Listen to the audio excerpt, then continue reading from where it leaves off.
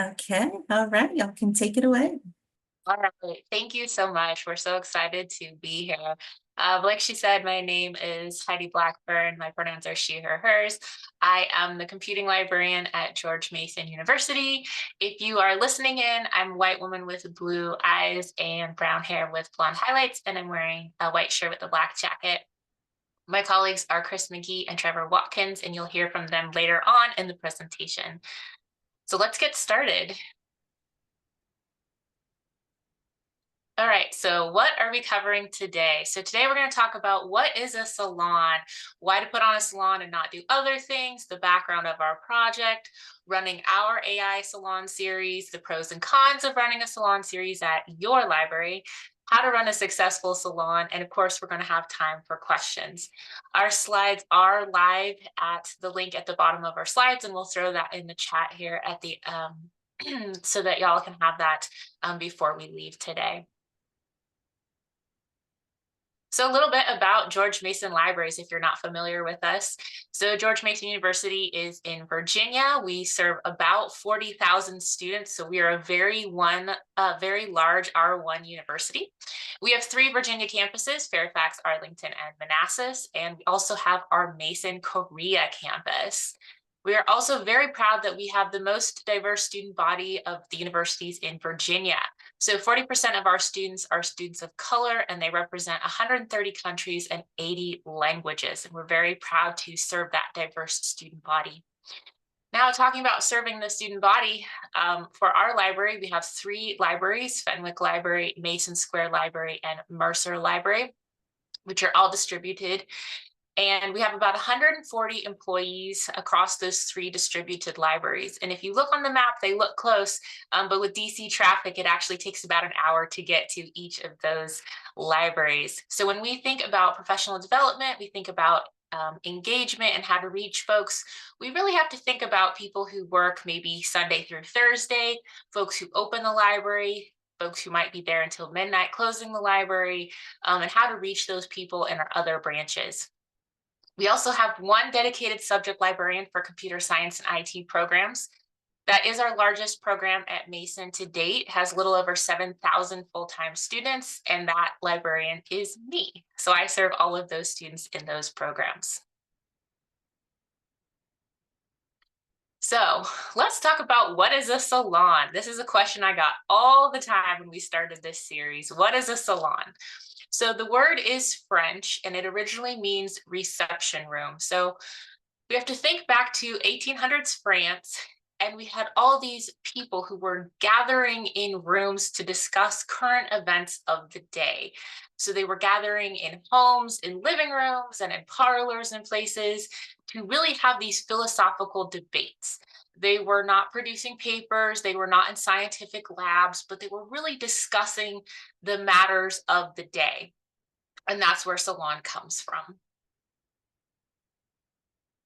So for today's topic and today's talk, we are talking about a science salon, not a hair salon, just to make that very clear for everybody.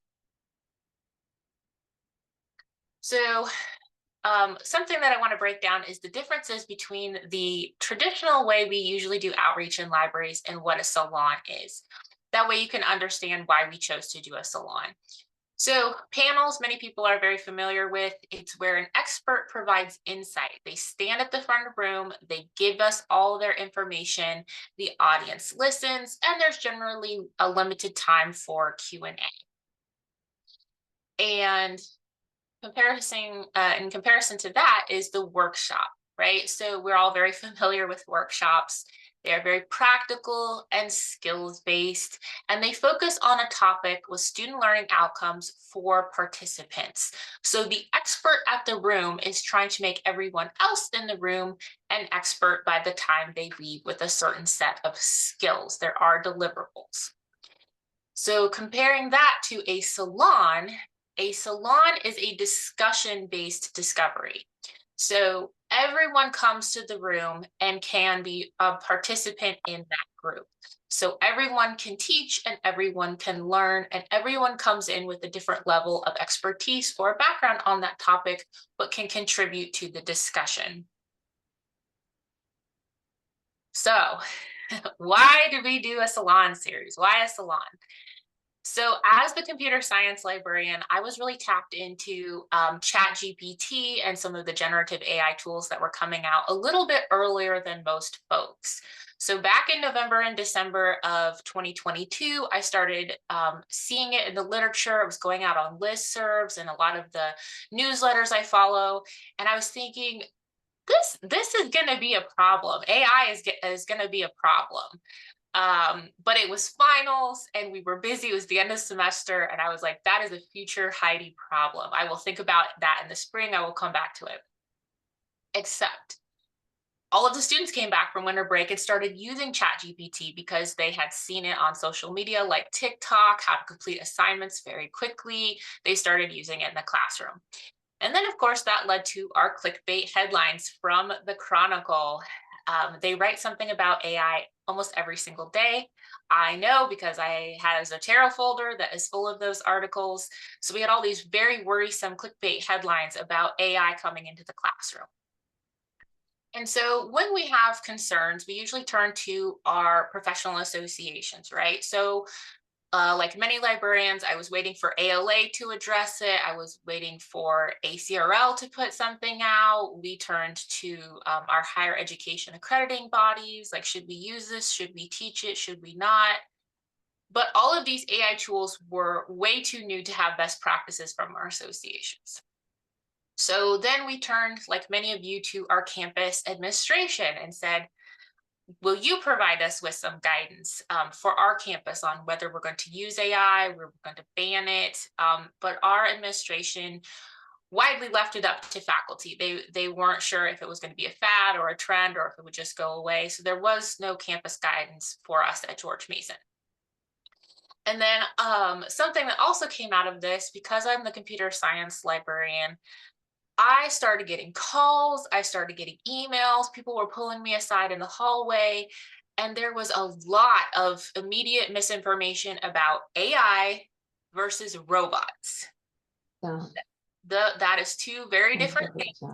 And so I had people asking, is my job safe? Does this mean librarians are being replaced? How do I know if a robot wrote this? Things like that. So lots of misinformation going around. So I was this little dog in the meme, just sitting there like, this is fine, this is fine. All these questions are coming in and I'm not sure how we should approach this. So about spring break of 2023, I went to my then supervisor, who was an interim supervisor at the time, and I said, I don't know what we should do, but we should do something, because this is going to be big. There's this thing called a science salon. And she was an English librarian and she didn't really have any understanding of like STEM or AI or why the library needed to talk about AI, why we should even be in this conversation. And I'm really trying not to panic, to like let people know this is going to be groundbreaking stuff. So I said, I will do all the work and it won't cost anything. And those were the magic words for her to agree to let me do this science salon series. So this is kind of how I sold the salon series and why I picked a salon versus other forms of like a panel or a workshop. So with salons, there's no demonstrations. It's focused on discussion. So I didn't have to get up to speed and be an expert on the tool. I didn't have to have immediate understanding of all the tools that were coming out. And more importantly, I didn't have to update my slides with screen captures of all these new tools. Because if you're like me, the minute you take a screenshot of a database, the interface changes and you're constantly having to update your curriculum. So there was no demonstrations or technical skills required. We could jump into this right away. There's also no deliverables. So salons focus on discussions. So there is no pressure by attendees to participate to get work done or to learn new skills. They don't have to do any pre-readings. They don't have to go back to their office and complete any work. They can literally come, be in the moment, and be part of that discussion. And that works really well because like many of you, we are understaffed and overscheduled. So that was going to give people just a space to sit and think about things without having to be over managed. And then finally, that was really an important part. This was not going to be the Heidi Salon series. I wanted to tap in a lot of experts, but again, the tools were so new, we didn't have a lot of experts. And I didn't want to go to the computer science department and pull a bunch of people from that department. I really wanted to focus it on the library. So because salons focus on current events, anyone can lead a discussion and facilitate community dialogue. So even if you had no background on AI before I contacted you, you could lead a salon. You had to do a little bit of reading yourself to look at headlines, but that was really it. So I went to all the subject librarians and I said, would you like to lead a discussion in a salon on a topic in your area? So I tapped all of my colleagues and said, I know you don't know anything about it, but it's okay. You're just going to lead a discussion. So now Chris is going to talk about how we led those discussions. Can everyone hear me all right? Yes. All right. So I'm one of the social science librarians at George Mason University. I work with our criminology program, our conflict analysis and peace studies program, sports rec and tourism. I am not a science librarian, so we cross some boundaries and some institutional siloing to make all this happen, which I find absolutely fantastic. We started in summer of 2023. I had come back from ACRL in Pittsburgh, having heard about this and starting to see this for myself. And I started getting excitable about this, maybe not with the same less panic, less world on fire kind of energy, more like, this is a fun new tool. Let's play with it. Let's break it. That kind of energy. So I was told to calm down. I got in touch with Heidi. She told me about the Salon series, and I was immediately sold.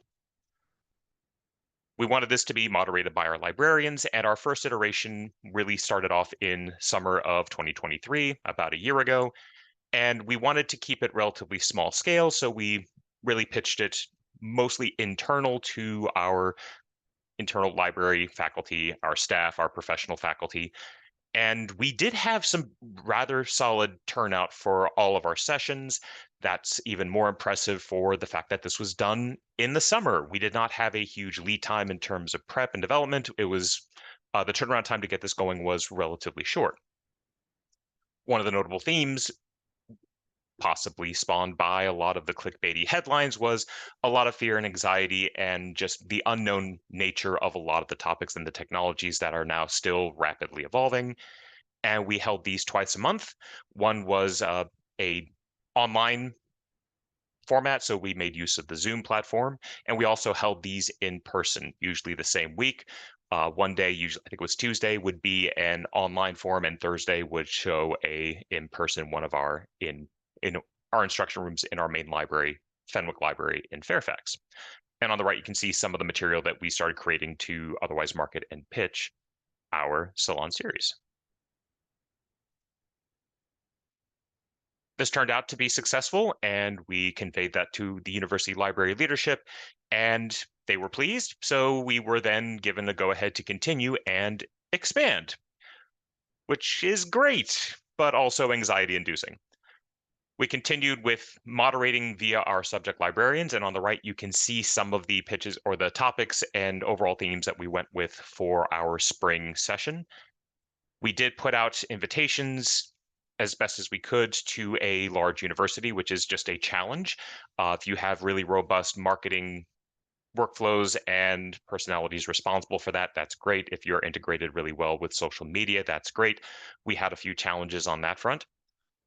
We didn't get as high a level of attendance, but the attendance we did get was very engaged. And honestly, just from my own personal perspective, the smaller sessions were more engaging. We had a lot more dialogue when it was a smaller group rather than a larger group. And we kept the format both a online Zoom-based session and then a following in-person session. And that seemed to be really popular. The online almost always had a higher level of attendance, and the in-person seemed to have a richer level of engagement. So both brought something to the table, and both turned out to be quite worthwhile. the actual topics that we chose. For fall of 2023, we kind of patterned it off the vague organization of disciplines we see in higher ed: arts and humanities, social sciences. We also did a little bit more in terms of ethics because that's always a fun place to dive in, business and government. And in spring 2024, we kind of delved deeper into those more interesting topics that have begun to spring up around generative AI and the other flavors of AI tools. Everything from deep fake and misinformation. We always love fake news workshops and points of engagement, and this works really well: biases and human prejudices, info literacy, data and digital scholarship, environmental impact, copyright, things that honestly I didn't know until after we started really engaging with this topic and engaging in our Salon series. In terms of running one, you don't need much. That's one of the selling points of a Salon series. We do not need a huge amount of money to be set aside. Ideally, you will hopefully have people with really solid classroom management, moderating, or facilitating experience, or some skill sets. It's the ideal. It's not explicitly necessary because it's really meant to be you're not presenting to try and teach people something, you're trying to get that discussion. So you don't have to treat it as if it was a workshop. Having a target audience really makes things a lot easier. We're librarians. We are always hopefully thinking about our target populations, our patron base. Who are you going after? Is it internal? Well, that makes things really simple. You're looking at your internal library community, focus on them. Are you looking at the wider university context? Are you looking at your faculty? Are you focusing on staff, specific flavors of student or faculty or staff? Again, do you know your internal and external marketing channels? Does everyone have the right expectation? Are there good turnaround times for marketing materials to be potentially created? Do you need any? Is word of mouth sufficient? We have a decent number of subject librarians. We tap them to put out material to their programs to otherwise spread the word in an environment where there's lots of communication and sometimes you can be drowned out. In terms of space, do you have a space that is conducive to conversation? Do you have access to a lecture hall where everything is bolted down and is in a very rigid classic lecture style format that cannot be easily adjusted? Or do you have a room with tables that are all on wheels and can be easily moved around without any great issue? Do you have the technology and capacity to host it online? Ideally, you will have access to a Zoom platform or some other form of teleconferencing software that honestly seems ubiquitous now, but that's a fairly new reality I think we're all still getting used to in a more deep and meaningful way. Having those skill sets to make those online facilitations easier to deal with, so you don't just have a few people constantly dominating the space. It's more notable in the online space in my experience, but that also happens in real life. For us, because we are spread across 3 campuses where movement between those campuses is a challenge in the best of times, to say nothing of telework, distance learning for our students, distance teaching for our faculty. Do you have a hybrid or an online option that can ensure everyone is able to have an opportunity to take part? We just wanted to make sure that was a possibility. I personally love the in-person, but the online really does bring more people into the conversation, and that's ultimately the goal. But how do we know it was actually good? We always like to assess our work. Without any hard expectation of deliverables, how do we really make this happen? The informal side. Do people start talking about it? Do you start seeing emails from your peers, from your leadership, your supervisors, your managers, lauding and otherwise giving accolades for a job well done on a successful salon session? Do you have people talking about it without necessarily being prompted to comment on something they learned, something they discovered, a new perspective that they might have had from the dialogue and conversation and discussion in a salon? Do you suddenly find yourself getting more questions from your peers or the people who might have been involved, or people who heard through the grapevine, through the wonder of human networking, that this happened? When's the next one? What's the next topic? And interest and otherwise engagement.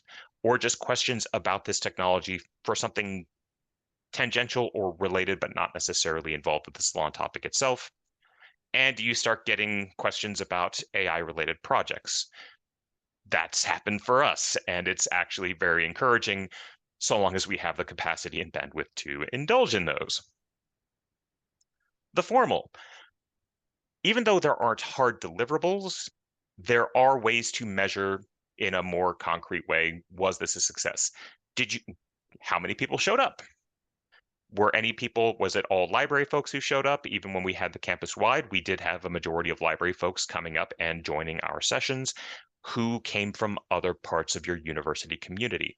We had staff from everything from some of our admin entities.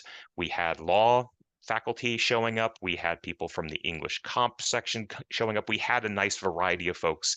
It wasn't just our librarian faculty and staff coming to our sessions. Did you have a sign-in sheet? Did you get any details about any of the individuals who showed up? And did you follow any formal or somewhat more formal assessment after the fact? Did you make a simple assessment tool? Was it through Microsoft Forms? Was it through Qualtrics or some other platform? Did you try to gauge people's receptions and reactions after the fact?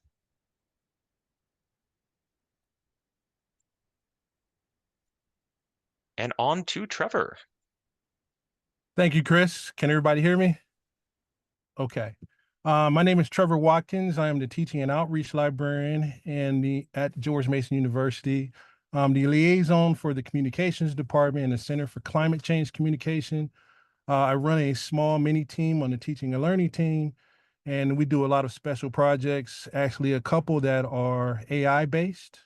And I've been researching and building AI applications for probably the last 10 years. So when we first started this salon and Heidi reached out, I was very excited about the opportunity to work on this together and collaborate. So if you're running your salon, what if, and we've all, I'm sure, have been through this in some form or fashion, what if something happens? What if there's some kind of failure? It's crucial to have a backup plan in place to prepare for potential technology failures. And here are some tips to ensure you're well prepared. To plan for internet outage. As Heidi and Chris mentioned earlier, we conducted our salon series online and in person. So if you choose to conduct a salon online and you're using platforms like Zoom or Teams or WebEx, it'd be a good idea for the person or people you designate to moderate the chat to be assigned as co-hosts, and ideally they should be in different locations. So you don't want to run a Zoom session, everyone is at the library, the internet goes out, your session is over, right? So ideally they should be in different locations. That way you don't lose the session and the alternative hosts can continue the conversation until the moderator returns. And if there's an unfortunate incident and the moderator does not return, you can continue with the conversation. Always plan for equipment failure. I always have 2 laptops for the purpose of redundancy. So if one laptop fails, and this has happened to me in the past, having a backup laptop in tow is always important. And that basically helps to mitigate any kind of downtime. You also want to test equipment earlier. As Chris mentioned, we always check the equipment when we're in person. When we have these salon series in person, we go to the room the day before. And again, 15 to 30 minutes before the session begins to check to make sure everything is working out okay. If moderators get sick or something comes up and they can't participate or moderate the discussion, if there's some type of emergency, always ensure someone can step in for them. In our sessions, when we weren't the ones moderating the discussion, we were there as backups in case that happened. Meeting conflicts can happen, and I'm sure everyone in this session knows all about this. To mitigate that, we try to schedule the salon series months in advance. That's really important. And try to account for competing events on campus. Any all staff meetings, any university-wide meetings, and schedule around those. Luckily, we haven't had a situation where no one showed up, But in situations where we might have had low attendance because of those meeting conflicts that I just said, um, we've had a lot of really great discussions with those little groups. So if the attendance is low, you continue on, and you never know. I mean, we had some really, really great discussions. What if no one speaks up? Okay, whenever we conduct any type of meeting online, or if you're teaching classes online, you know that people turn the cameras off and they rarely, speak, or sometimes they may put stuff in the chat, sometimes they may not. So one of the things that we started doing, one thing that I started doing is using the Etherpad. So I brought that to our online session. So that allows participants to anonymously put down, like if we have a discussion, they can anonymously put their answers in, and then we'll kind of start the conversations based off that. When we're in person, people are more likely to engage in conversation, but I don't really know that whole dynamic of, online versus in person, why people don't tend to engage as much. But I think that using that Etherpad, and I think probably also because this is new to a lot of people, they may be afraid of, saying the wrong things, or thinking that something that they're saying is dumb, which is not the case. But having that anonymous, or their answers anonymous, has worked out really well. Next slide. So I want to talk about the pros and the cons. The pros of hosting a salon series is that there really isn't much of a budget to require to run them, and that's something that Heidi just talked about. Unless, of course, if you want to provide light refreshments, there is little prep time required. Heidi creates the templates for each moderator in advance, and the moderators can modify them as they see fit. You don't have to have a background, as we mentioned before, in AI to moderate or attend these sessions. That's one of the things that makes this great. For Discourse, we've had people in our sessions with varying degrees of experience, from novice to expert, and all of our conversations have been extremely civil. The environment is inclusive, and we assure at the beginning of each session to remind everyone of that. And one of the quotes that we have on one of the slides that they are not allowed to modify is, you challenge the idea, not the person, and be respectful. So again, all of our conversation has been civil. Nobody has ever crossed the line or stepped out of bounds. It's been really great. The cons, there really isn't any cons, at least for me.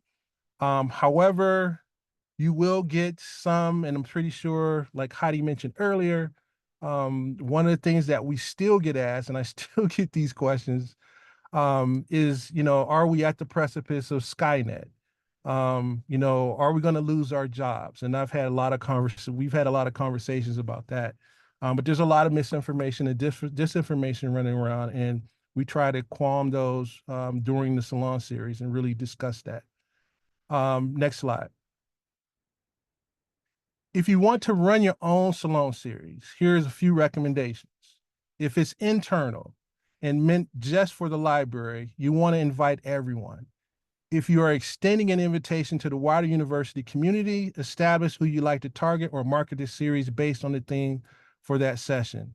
One of the things that I really liked is we had our admin actually come to some of these Salon series. In a lot of cases, for library events, I've worked at other institutions, library admin didn't really get involved. But that was very encouraging to see them there and have that interest and also engage in that conversation. Our science and data librarian moderated a session on AI and environmental impact. And because I liaise with the Center for Climate Communication, I invited them, and a few of them came to the online session, or they might have came in person. Again, you want to avoid busy times. The first couple of weeks of the fall semester is typically a nightmare for all of us. For those of you that teach or you do consultation, you also have competing campus events, a lot of FYE events, And so, in some cases where staff have to go to those events. So again, you want to try to avoid those times and schedule these salon series around those. You also want to find moderators who are comfortable speaking and capable of leading discussions and can make everyone feel welcome. And again, you don't have to have a computer science and IT or formal or informal experience with AI. Market early and often. That's really important. One of the great things, and Heidi mentioned this before, there are no pre-readings. And so I know you've all been to, some type of meeting where you had some pre-readings and you kind of just dread it. Or if you go to the meeting and say, hey, did you read this session? And you're like, no. But that's not required, which is always going to be great for something like this, because people can just come and just engage in dialogue. Finally, it's important to remember that the salon is intended to be a free-form, open-ended session where the focus is on enjoying conversation and exchanging ideas rather than on meeting any predetermined targets or objectives. There aren't any deliverables, there aren't any high attendance requirements, which we typically assess in that particular way.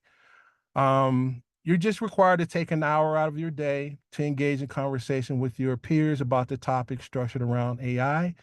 And one of the benefits that we've had with these series is, in some cases on campus in the library, people work in silos. And this is a great way to get people to come together. And in a lot of cases, we've forged collaborations on different AI projects. And so, Heidi, Chris, and myself are working on articles, and there's other librarians and staff that are working together on stuff. So series. The last thing I want to say, or next slide. If you want to know more about our experiences and some of the other AI projects that we're involved in, please shoot us an email. You can reach Heidi, Chris, or myself. We love to tell you a lot more about this and some of the other projects that we're working on at George Mason University Libraries. Next slide. And you can follow us on social media to learn more about the university. Thank you, and we're ready to take any questions. Yes, I will stop the recording.